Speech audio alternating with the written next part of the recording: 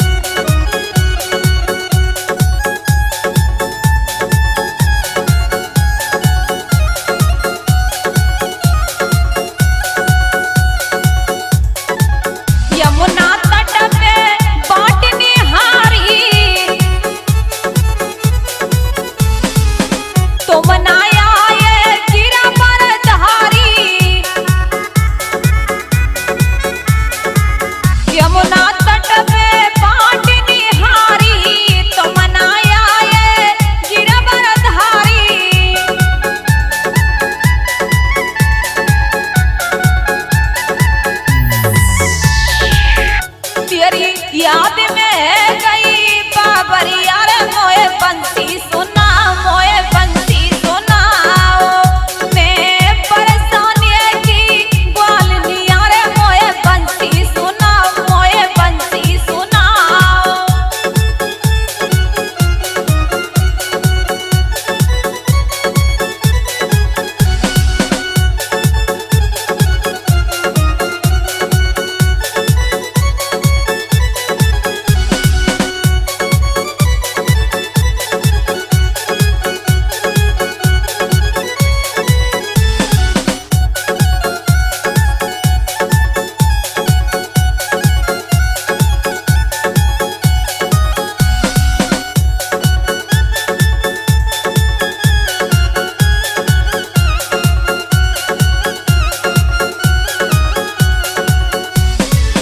चलिया तुमसे प्रीति बढ़ाई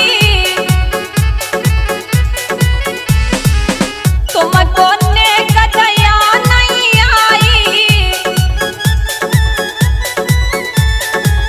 चलिया तुमसे प्रीति बढ़ाई तुमको ने कदया नहीं आई।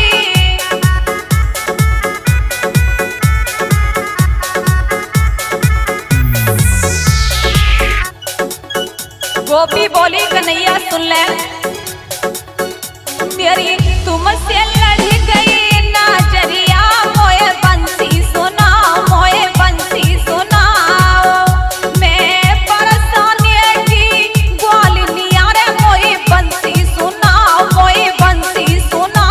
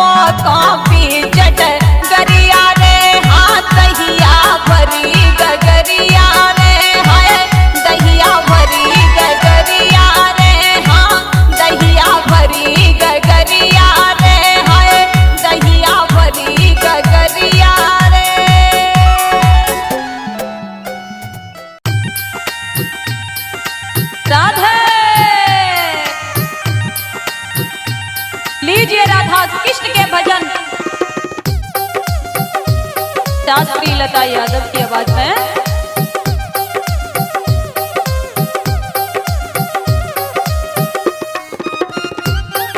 गोपी बोली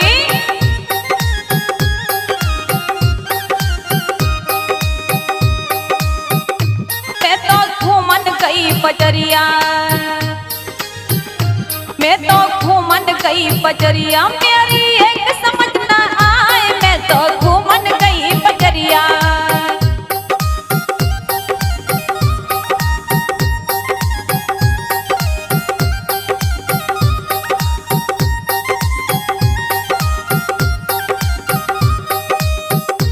मैं तो घूमन गई बजरिया, मेरी एक समझ न आए, मैं तो घूमन गई बजरिया, मेरी एक समझ न आए, मैं तो घूमन गई बजरिया।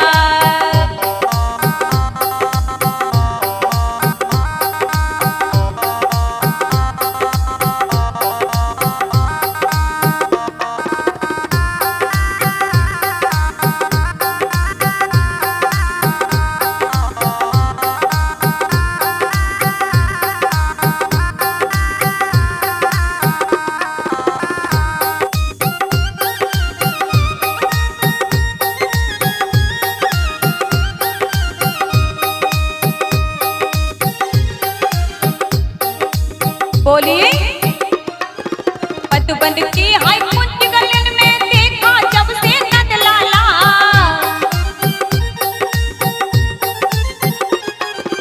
तेरी अखियां ने आगे डोले मुखड़ा उसका भोला भाला। मधुबन की हाय कुंज गलन में देखा जब से नंद लाला,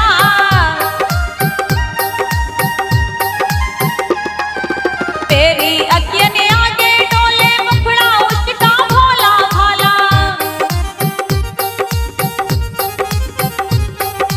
कहना कि उसके नैन बड़े मत वाले, उसके मत वाले नैनों ने, उसके मत वाले नैनों ने मेरे दिल को लिया चुराए, मैं तो घूमन गई बजरिया, चारों ओर नजर वो आए, मैं तो घूमन गई बजरिया।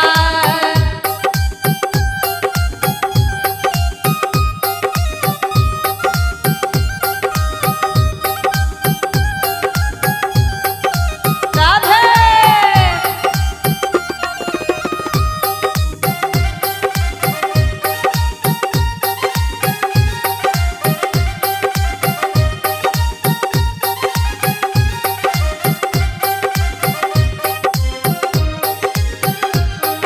टकी ने कहा उसकी सूरत देख देख के प्यारी मच गई मेरी मारी, ऐसी मारी नैन कटारी दर दर डोलूं मारी मारी। उसकी सूरत देख के प्यारी मेरी मची गई है मारी,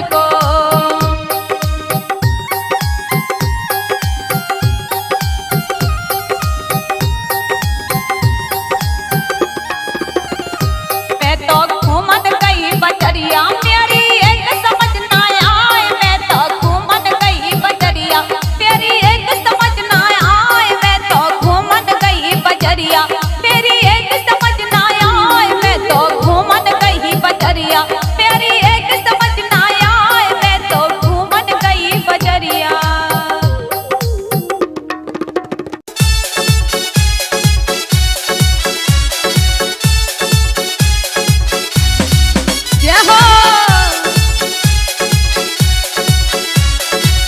आज भोले बाबा कैलाश पर्वत से चल के और भगवान के दर्शन करने के लिए गोकुल की गलियों में घूम रहे हैं और अलग जगाया नंद बाबा के दरवाजे पर। अलग खोल दे पलक और दिखा दे मुझे अपने लाला की झलक। तो मैया ने सुनी और क्या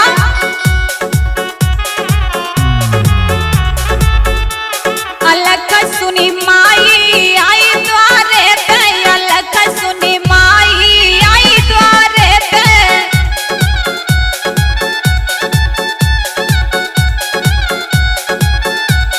आई द्वारे पे हाँ आई द्वारे पे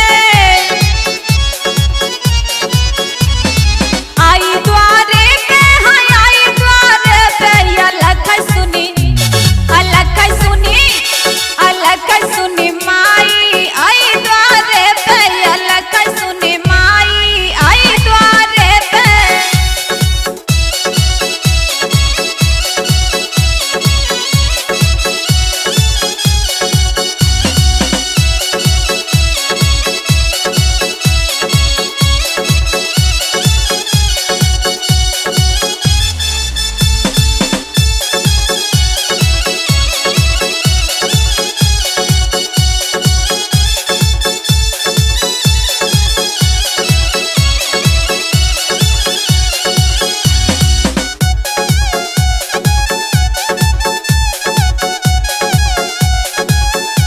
जब यशोदा मैया ने सुना तो बाहर निकल करके आई और मैया ने जाना कोई संत भिखारी मोती खजाने की खोले की वारी मैया ने जाना कोई संत भिखारी मोती खजाने की खोले की वारी और हार भर लाई आई द्वारे पे हार भर लाई आई द्वारे पे।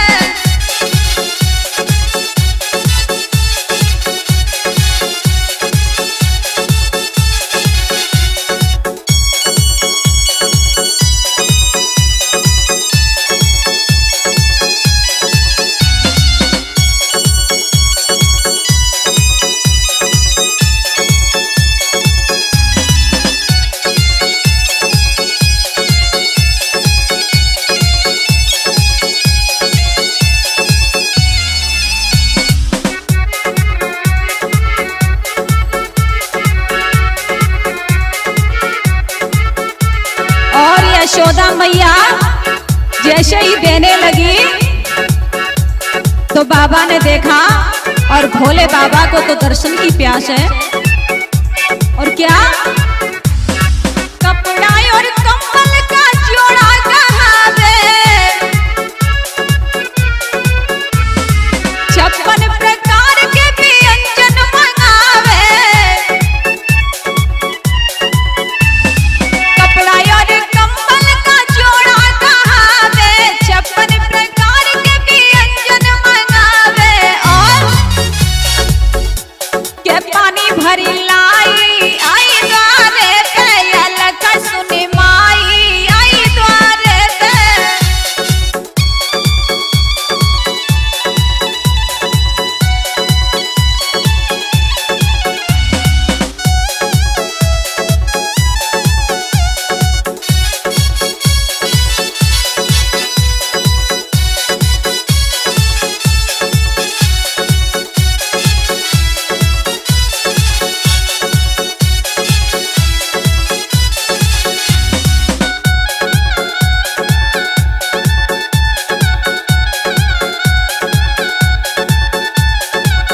यशोदा मैया देने लगी तो भोले बाबा कुछ नहीं बोले। जब नहीं बोले तो मैया सोचने लगी अब क्या करूं। बोले न चल जिया कैसो भिखारी, बोले न चल जिया कैसो भिखारी, पलना में खेला मेरा कुंवर हजारी,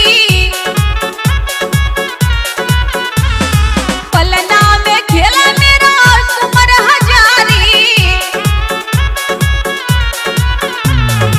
और क्या बहुत घबराई आई द्वारे पे, बहुत घबराई आई द्वारे पे, अलग सुनी माई आई द्वारे पे।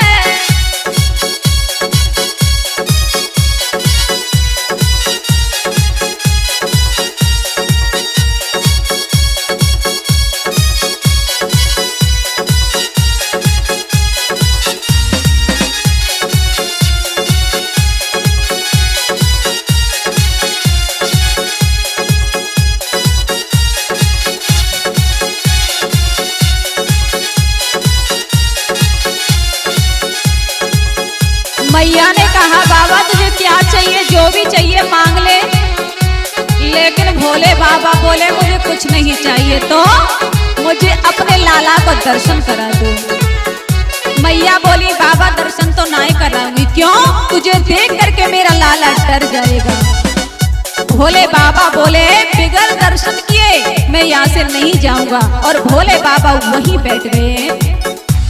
अलग सुनी माई आई द्वारे पे, अलग सुनी माई आई द्वारे पे, अलग सुनी माई आई द्वारे पे, अलग सुनी माई आई द्वारे पे, अलग सुनी माई आई द्वारे पे।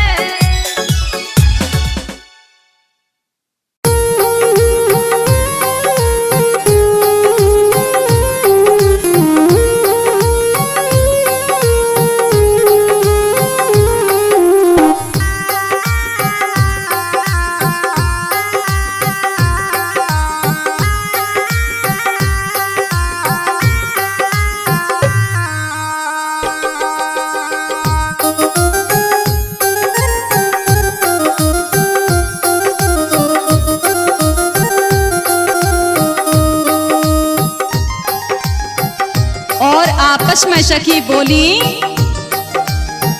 अरे पहना बुनिया पड़े तो ऐसे ढार झूला तो पड़ गए बाग में।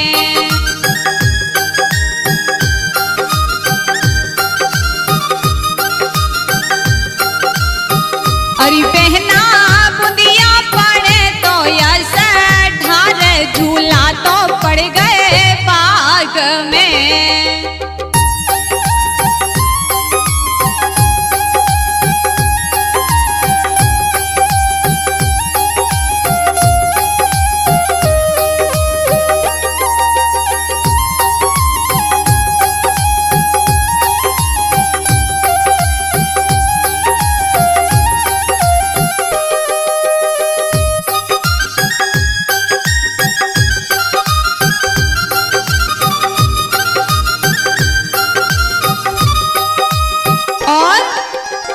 झूला तो झूले सखिया बाग में,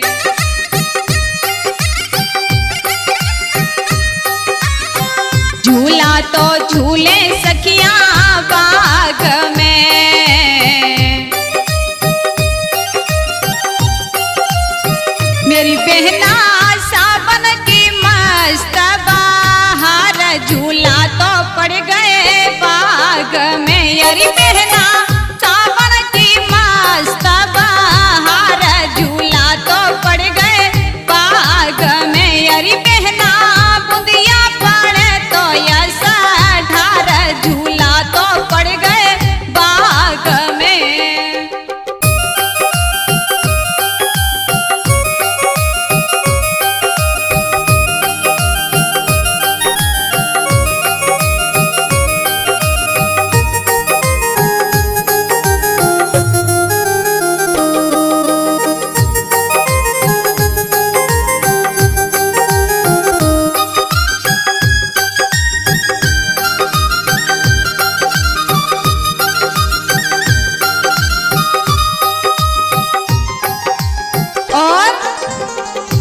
गरजत बदरा भारी जोर से,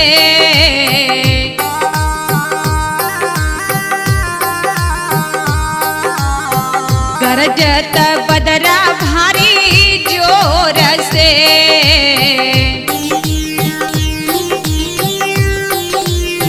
मेरी बहना पानी बरसे गोला धार झूला तो पड़ गए बाग में। मेरी बहना पानी बरसे गोला धार झूला तो पड़ गए बाग में। अरे बहना बुंदिया पड़े रे ऐसा ढार झूला तो पड़ गए बाग में।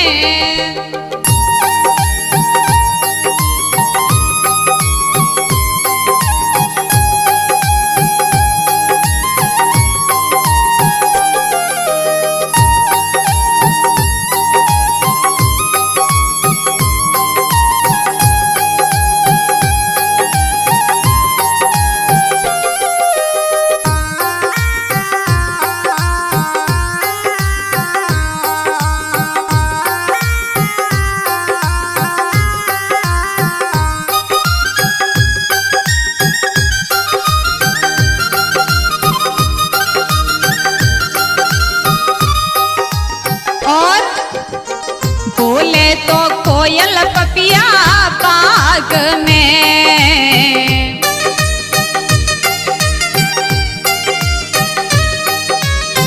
बोले तो कोयल पपिया बाग में।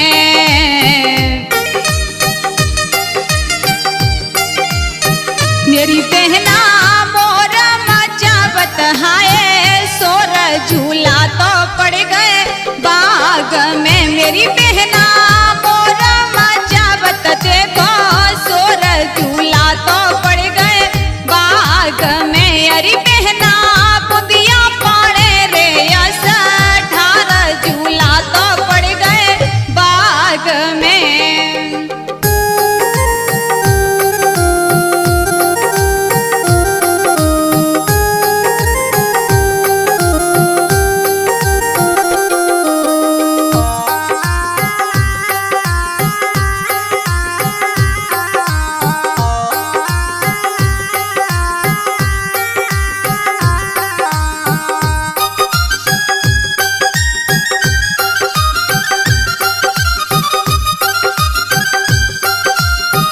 अरे बहना बुंदिया पड़े तो ऐसा ढार झूला तो पड़ गए बाग में। अरे बहना बुंदिया पड़े तो ऐसा ढार झूला तो पड़ गए बाग में। मेरी जीजी बुंदिया पड़े तो ऐसा ढार झूला तो पड़ गए बाग में।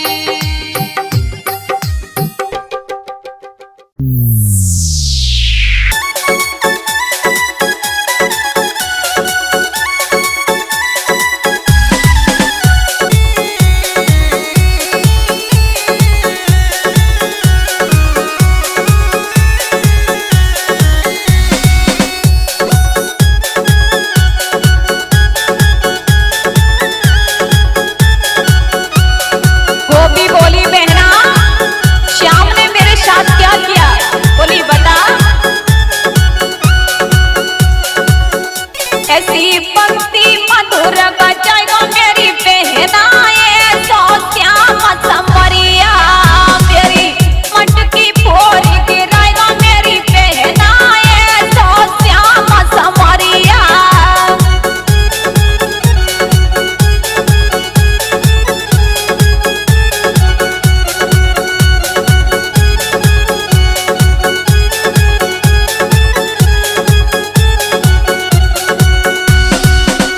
तेरी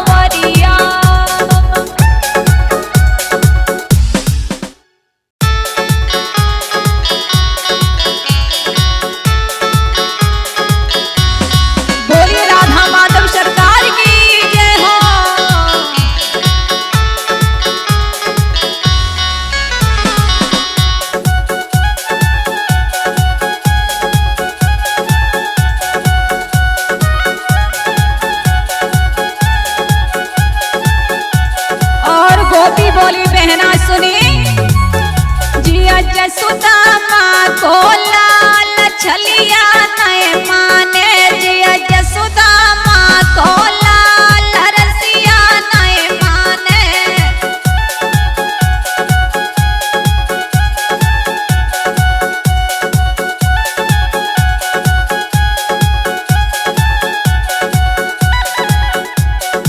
और क्या बोली, अरे ग्वाल बाल यमुना पे ठाड़े काना कीजे बाट निहारे। ग्वाल बाल यमुना पे ठाड़े काना कीजे बाट निहारे। और ऐसा मचावे हुरदंग छलिया नहीं माने। और ऐसा मचावे हुरदंग छलिया नहीं माने जिया यशोदा माँ को लाल रसिया नहीं माने।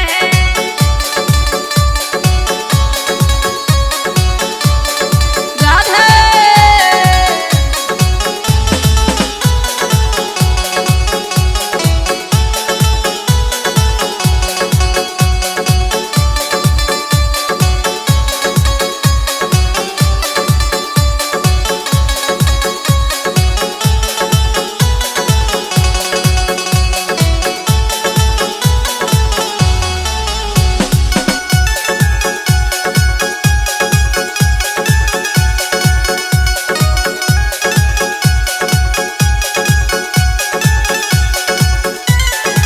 और क्या, जित जाऊं मेरे पीछे डोले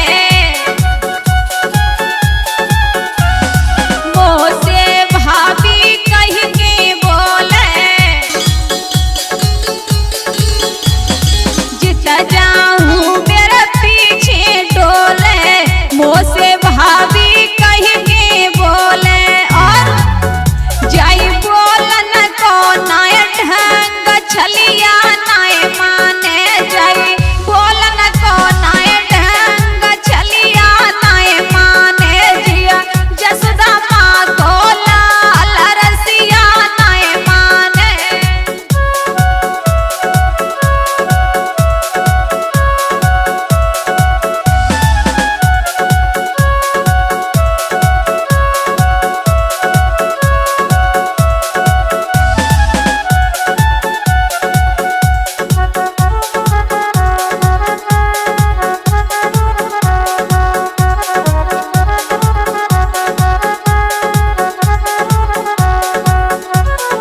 और बोली बहना सुन ले मेरी, जान जान के मुँह से अटके गली गली में मुँह से मटके। जान जान के मुँह से अटके गली गली में मुँह से मटके।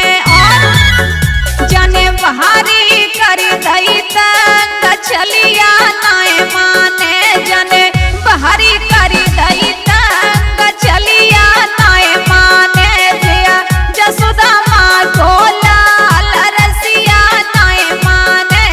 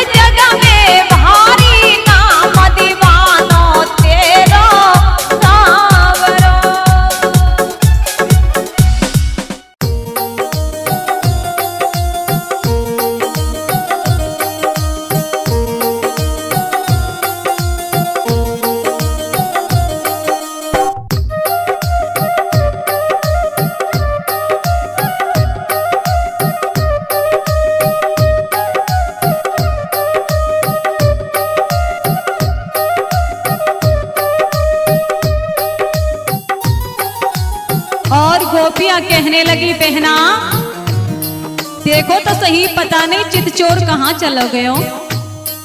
क्यों? बिन काना के निखो मोए नाही लगे जी, बिन काना के निखो मोई नाही लगे जी।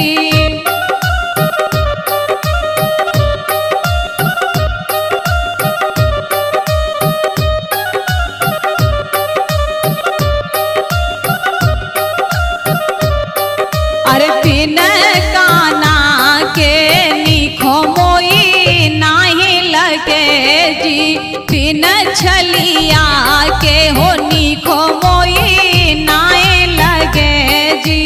ए जी कोई की तकू, अरे हम बे कोई की तकू, चलो गो चित चोर, बिन छलिया के निखो मोई नाही लगे जी।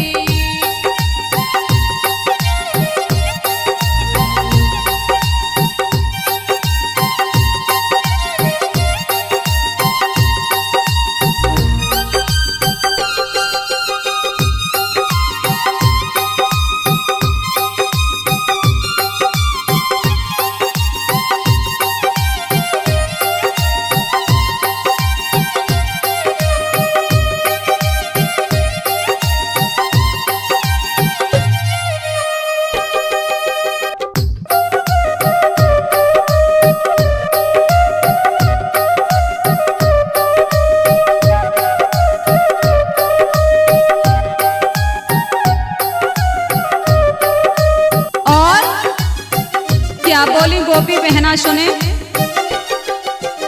उठी है बदरिया बेरन चाहूं देश में जी,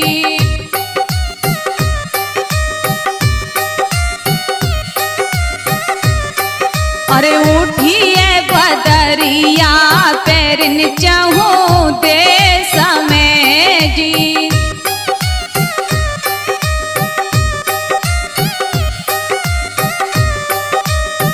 जी कोई नाचत हम्बे कोई नाचत बन में, मोर बिन काना के निखो मोई नाही लगे जी।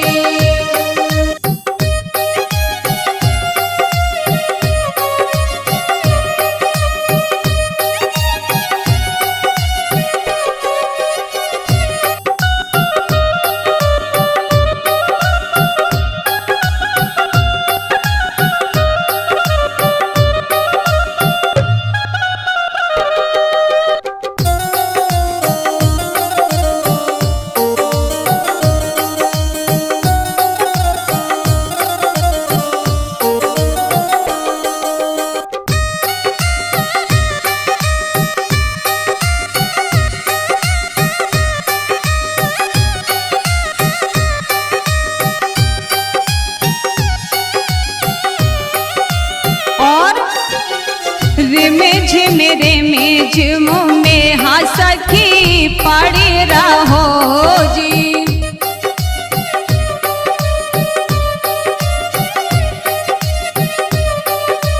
रे में झिमे में हंसखी पड़ी रहो जी।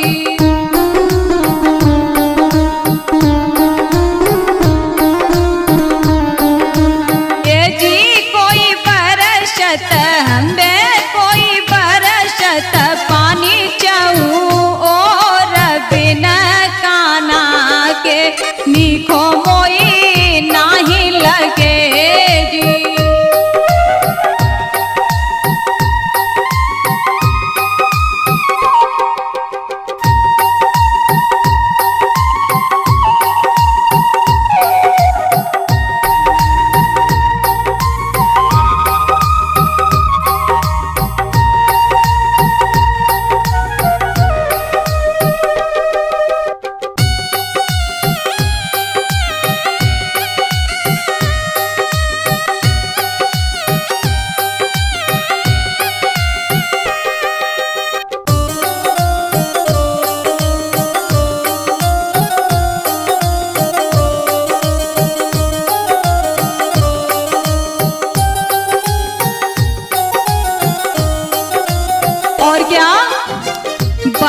बागन पपिया पीहू पीहू रटी रहो जी।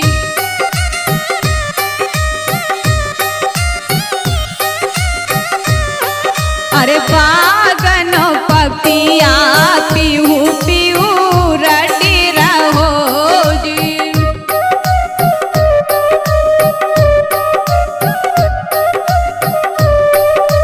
ये जी कोई सुन के, अरे हमें कोई सुन के पपिया की घोर बिना काना के निको मोई नहीं लगे जी।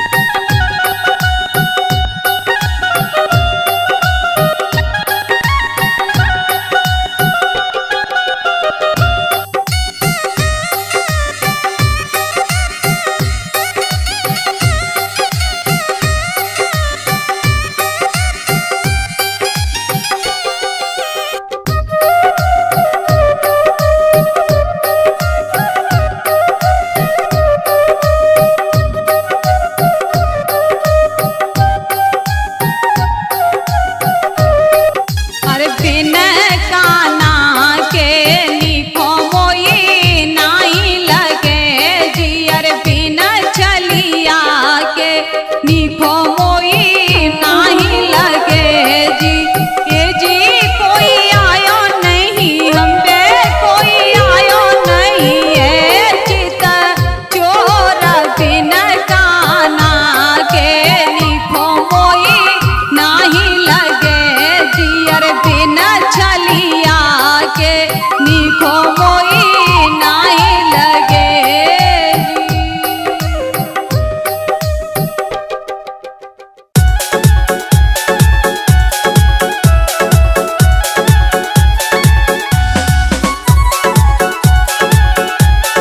राधे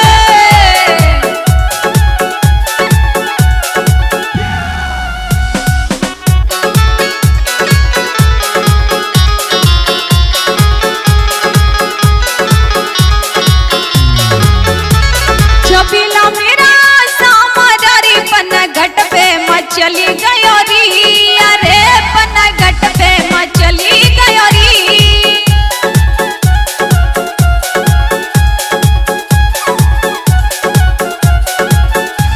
छबिला मेरा सामरारी पन घट पे मचली गयो री।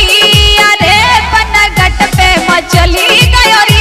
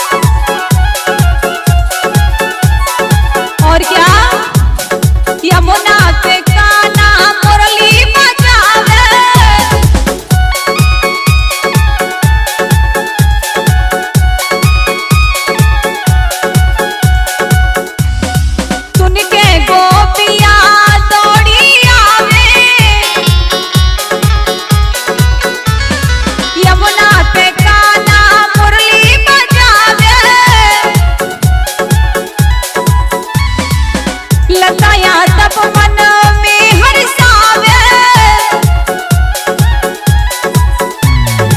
और छबिला मोरा सामारा रे यमुना पे मचली गयो री अरे रे यमुना पे मचली गयो री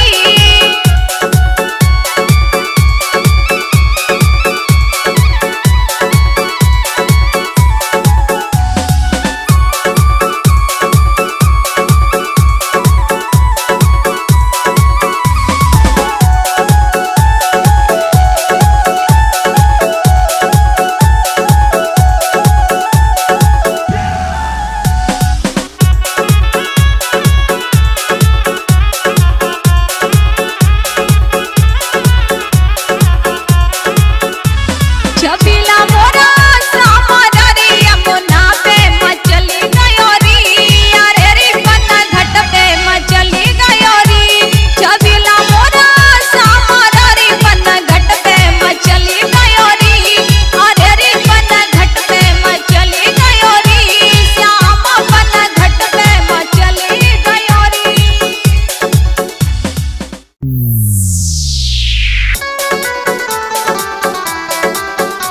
बोलिए राधा कृष्ण भगवान की जय हो। लीजिए राधा कृष्ण के भजन शास्त्री लता यादव की आवाज में।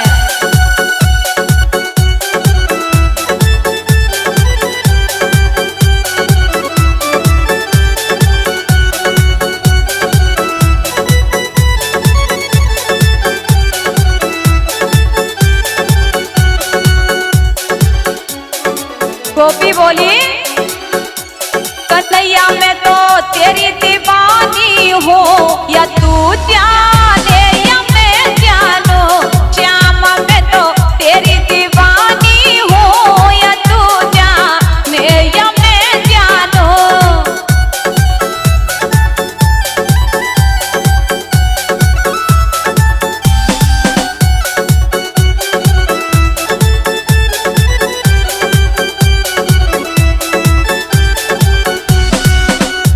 और क्या बोली